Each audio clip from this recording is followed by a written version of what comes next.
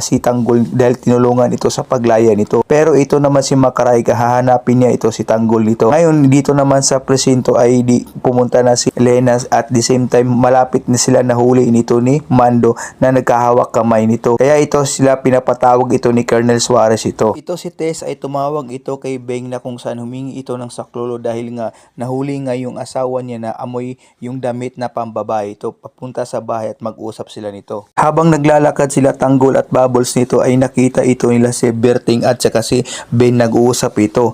Kaya ang ginawa ito, nagulat yung dalawa, si Ben at saka si Berting dahil nalakalaya na si Tanggol. Pati ito si Ben na dahil si kay Bubbles nakalaya na rin.